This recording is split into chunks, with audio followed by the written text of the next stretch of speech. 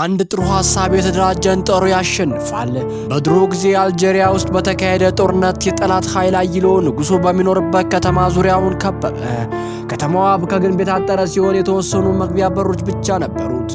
የንጉሱ ወታደሮች የተከበበውን ከተማ በሮች እየጠበቁ የመጣውን የጠላት ጦር ለወራት ላላስገባ አሉ። ነገር ግን ከውጭ የሚገባ ምንም ነገር ስለሌለ ቀደም ሲል ያከማቹት እህል እያለቀ ሲሄድ ከተማ ውስጥ ረሃብ ገባ። የነበሩትን የቤት እንስሶችም እያረዱ ስለበሉ የቀሯቸው በጣም ጥቂት ከብቶች ብቻ ነበሩ። አንድ ቀን በተከበበው ከተማ ውስጥ ንጉሥ ሕዝቡን ሰብስቦ ያላቸው አማራጭ እጅ መስጠት ብቻ መሆኑን ገለጸላቸው። የተሰበሰበው ሕዝብም ከዚህ በኋላ መከላከል እንደማይችሉ ቢከላከሉም በረሃብ እንደሚያልቁ በመግለጽ ለከበባቸው ጦር እጅ ለመስጠት ተስማሙ። በዚህ መሃል ግን አንዲት ብልህ በእድሜ የገፋች ሴት ተነስታ እጅ ከመስጠታቸው በፊት ለነሱ አንድ ዕድል እንዲሰጣት ጠየቀች። ሁሉም ተያዩ። ሁሉም ሰው ጦርነቱ እንዳለቀና እንደተሸነፈ ስላመነ የሴትዮዋን ሐሳብ ከምንም አልቆጠሩት።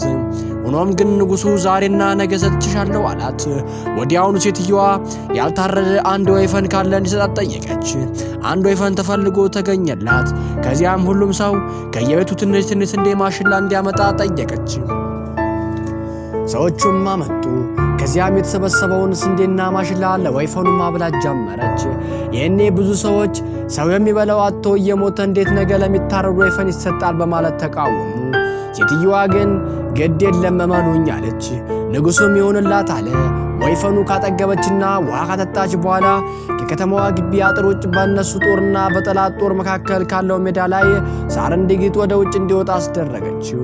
ወይፈኑ ውጭ ሳር እየጋጠ የጠላትን ጦር አይቶ ወሰደው። ወዲያውንም ለአዛዦቹ ነገሩ። አዛዡም እንዴት በዚህ ሁኔታ ወይፈን አውጥተው ሳር ያግጣሉ ሲሉ አሰበ እና ወታደሮችን አርደው ስጋው እንዲበሉ አዘዘ። ስለዚህ ወይፈኑ ታረደ። ነገር ግን ጨጓራውን ሲያራግፉት በጣም ብዙ ስንዴና ማሽላ አገኙ። ከወታደሮችም አንዱ ይሄኔ ጉድ ለአዛዥ ተጠርቶ አሳየው። አዛዡም ባየው በጣም ተደነቀ፣ ደነገጠም። እስከዚህ ጊዜ ድረስ ምግብ ሲያጡና ሲራቡ እጅ ይሰጣሉ ብሎ ተስፋ ያደርግ ነበር። አሁን ግን ከራሳቸው ተርፎ ለከብት የሚመግቡት አላቸው ማለት ነው ሲል አሰበ።